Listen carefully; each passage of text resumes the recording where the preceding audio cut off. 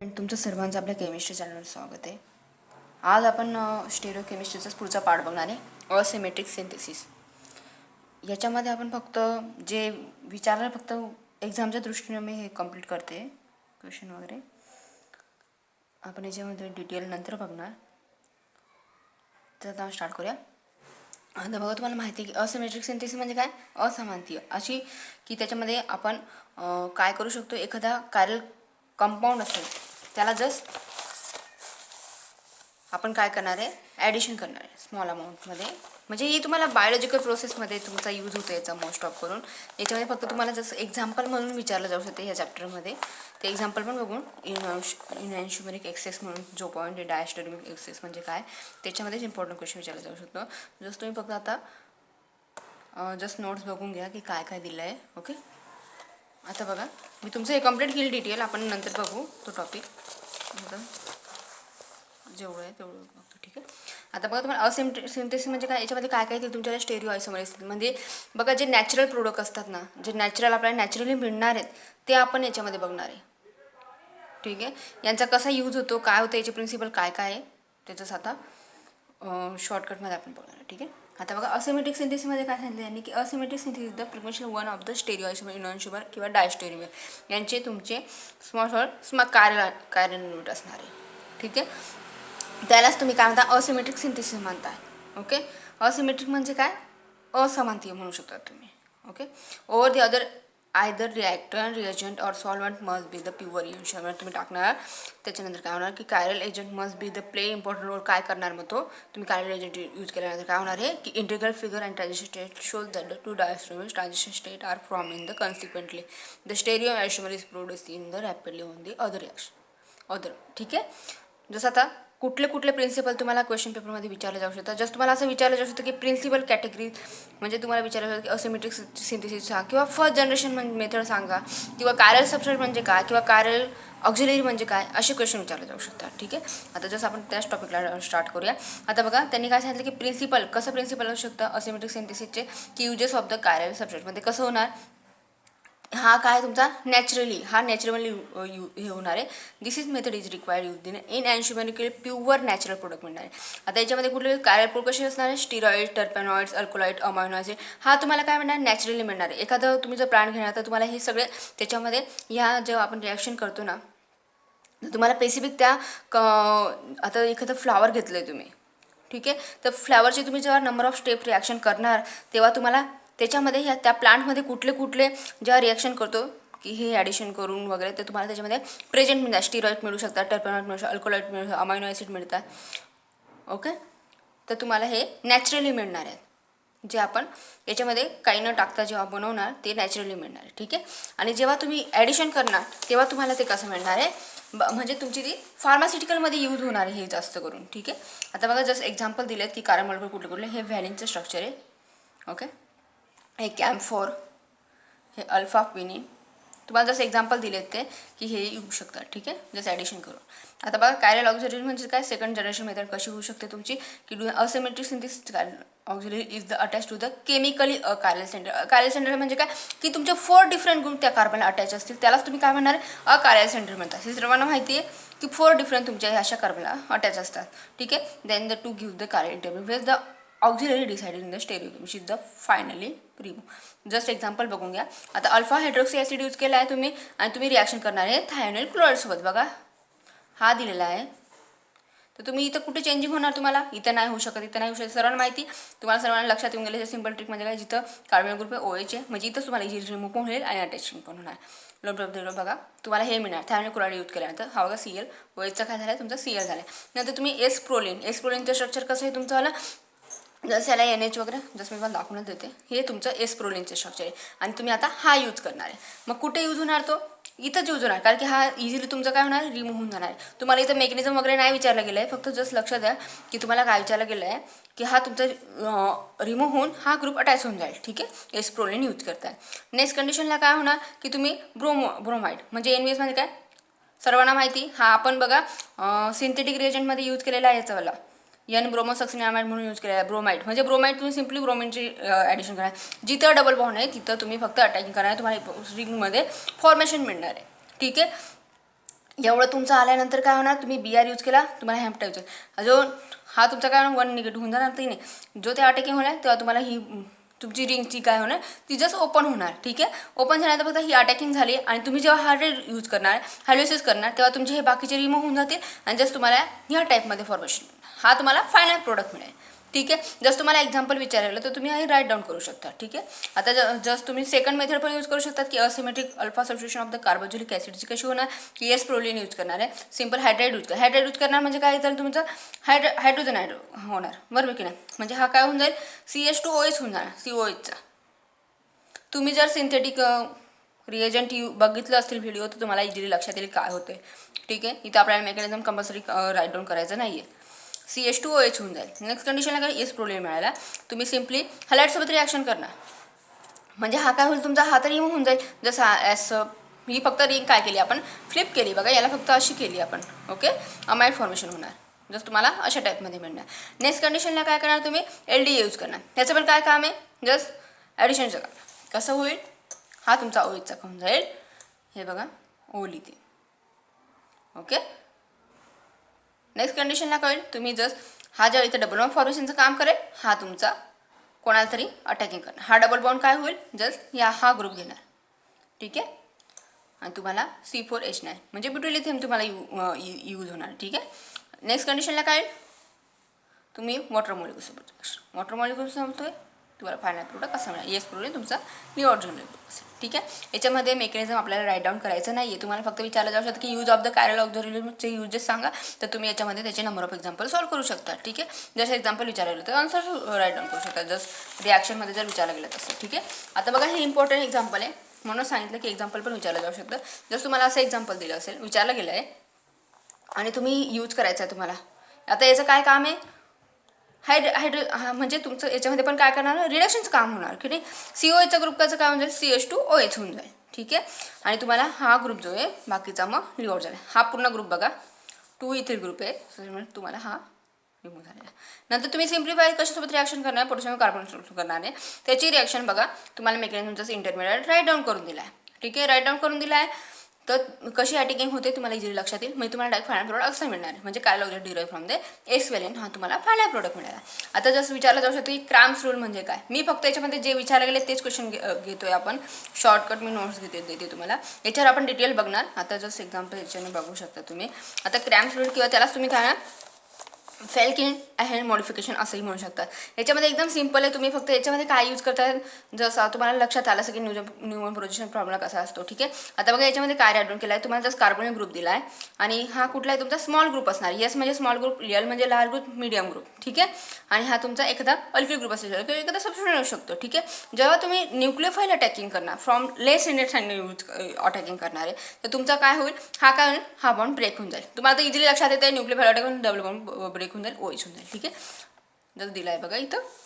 ठीक आहे, major product 2 type of the product मिळते तुम्हाला. एकदा म्हणजे तुम्हाला 100 स्टँडने पण अटॅकिंग करायला लागेल आणि एकदा लेस 100 स्टँड म्हणजे तुम्हाला समजून जाईल की मेजर प्रोडक्ट कुठला आहे आणि मायनर प्रोडक्ट कुठला आहे. ठीक आहे, नंतर नेक्स्ट कंडिशनला काय होणार ह्या साईडने अटॅकिंग करणार, बरोबर की नाही. ह्या बॅक साईडने अटॅकिंग करणार तुम्हाला मायनर प्रोडक्ट मिळेल. जर दिला आहे बघा न्यूक्लियोफाईल. ओके, आता बघा एक्झाम्पलने तेसही सॉल्व करून हे तुम्हाला जसं मेकॅनिझममध्ये बघा एक्झाम्पल घेऊन सॉल्व करून दिलं आहे की एक बेन्झीन असेल, हे असू शकतं, हा ग्रुप दिलेला असेल, न्यूक्लियोफाईल दिला असेल आणि जस्ट कशी अटॅकिंग होते ते तुम्हाला राईट डाऊन करून दिलं आहे.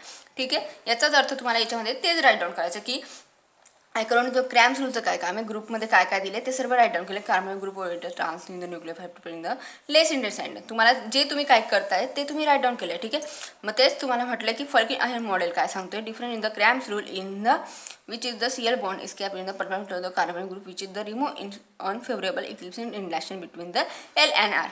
ठीक आहे, जसे एक्झाम्पल राईट डाऊन करून दिलं आहे तुम्हाला, सिम्पल एक्झाम्पल दिलं आहे. एक्झाम्पलनुसार तुम्हाला लक्षात येईल. जस्ट बघा त्याचं रिॲक्शन काय मग समजेल. न्यूक्लियोफाईल अटॅकिंग केल्यानंतर रोटेशन केल्यानंतर काय मिळते तुम्हाला. ओके, एक्झाम्पल घेतलं आहे फक्त इथं पण. नेक्स्ट कंडिशन की तो कसा हे होतोय ते तुम्हाला राईट डाऊन करायचं 107च्या डिग्रीने हे करतोय वगैरे असं. ठीक आहे, label in the largest and smallest तुम्हाला लेबल काय एल आणि एस म्हणून तुम्हाला सांगितलं मी आधीच की एलचा अर्थ काय होतं. ठीक आहे, Newman projection remaining the group in the MS म्हणजे काय. ओके, तेच तुम्ही राईट डाऊन केलं की न्यूक्लियोफाईल कसा अटॅक 107 डिग्री कार्बन ग्रुपवर अटॅक करून. जस्ट तुम्हाला एक्झाम्पल दिलं असं की हायड्राइड शिफ्टिंग असणार. ठीक आहे, तर तुम्ही जस्ट अशा न्यूमन प्रोजेक्शनमध्ये तुम्ही असं राईट डाऊन करू शकता. यालाच तुम्ही असा राईट डाऊन केला आहे, बाकी काय नाही केलं आहे, यालाच तुम्ही फक्त असा राईट डाऊन केला आहे. ठीक आहे, हा बघा हा तो ग्रुप आहे. नंतर हायड्राइडने शिफ्टिंग केला तर हा ओईच होऊन जाईल वगैरे सर्व दिले. ठीक आहे, हा अदर एक्झाम्पल आहे, तुम्ही हेही असं राईट डाऊन करू शकता. ओके, आता डॅश स्टेरिओ अल्डो रिॲक्शन वगैरे असं काही विचारलं गेलं सपोज तुम्हाला. ओके, तर तुम्ही काय सांगू शकता की aldol produce in the stereo center from the achiral react in the 4 stereoisomer produce in the syns and 2 syns and 2 anti मिळणार आहे तुम्हाला. 4 स्टेरिओ आयसोमर कशी मिळणार आहे ते जस्ट एक्झाम्पल माहिती दिसेल.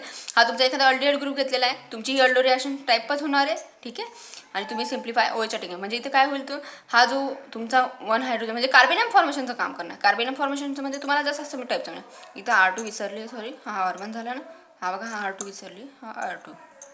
ओके, नंतर फक्त अटॅकिंगचं काम हा OH होऊन जाईल, तुम्हाला या टाईपमध्ये मिळणार. ओके, आणि त्याचेच मिरर इमेज तुम्हाला अशी मिळणार.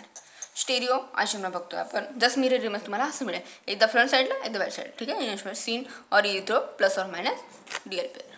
ओके, आता बघा नेक्स्ट तुम्हाला विचारायचं होतं, जस्ट आणखी एक एक्झाम्पल घेतलं आहे आणि त्याचंही इनॉन्शोवर काढलं कसे 2 टाईप होतं तुम्हाला मिळेल. एकदा सीन मिळाला, एकदा एंट्री मिळाला, दोघंही राईट डाऊन करून. सीन म्हणजे काय हे बघा, तुम्हाला लक्षात इझिली लक्षात येत असेल. ठीक आहे, आता diastereoselectively in aldol reaction for the trapping enolate of the desire stereochemistry is head also for the presence of the, तुम्ही काय TMS म्हणजे काय, फ्लोरोटाइम सिलॅन्स सॉरी. ठीक आहे, enolates are the trap in the silyl separate in the, कशाने separate करू शकतात मग तुम्ही ते क्रोमॅटोग्राफिक प्रोसेसने सेपरेट करू शकता. ठीक आहे, क्रोमॅटोग्राफिकमध्ये तुम्ही प्रॅक्टिकल वगैरे केलं असेल, तुम्हाला लक्षात आलं असेल. आपण हा पेसिफिक कंप्लीट मी घेणार आहे तुमचं, आता फक्त जस्ट नोट्स म्हणून बघून घ्या तुम्ही. ठीक आहे, जस्ट तुम्ही दिला आहे की हा पण ॲड केला, तुम्ही फ्लोराईड ॲड केलं, कशी रिॲक्शन होते ती तुम्हाला राईट डाऊन करून दाखवली. जस्ट तुम्ही हा ग्रुप घेतला आहे, बेस यूज करणार, तुम्हाला हे मिळणार. नंतर मग हा यूज केल्यानंतर तुम्हाला हे मिळणार.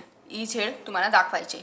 ठीक आहे, जेव्हा तुम्ही फ्लोराईड ॲड, दोघेही सेम आहे. झेड आता तुम्ही काय करताय, जस्ट झेडमध्ये तुम्हाला लक्षात आलं असेल बघा, CH3ची आणि याची पोझिशन चेंज झाली. ठीक आहे, जो बल्की ग्रुप आहे तुमचा ठीक आहे, हा फ्लोराईड ॲडिशन केल्यानंतर हा काय होईल, ह्याच्यासोबत हा रिमूव्ह होणार, आणि इथे फॉर्मेशनचं काम करणार.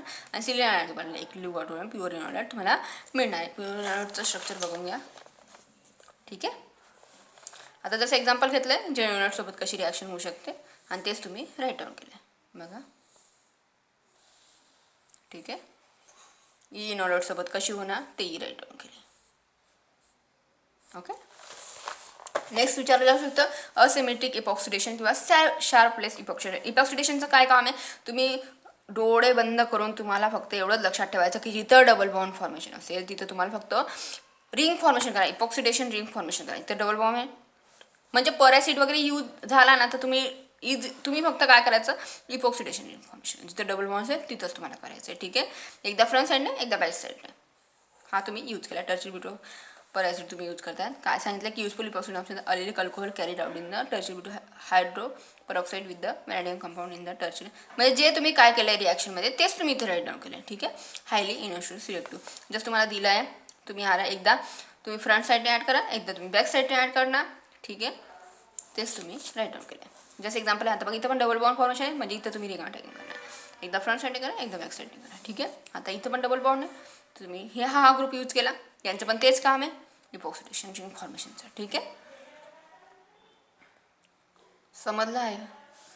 आता बघा नेक्स्ट आहे तुमचा कायरल रिएजंट.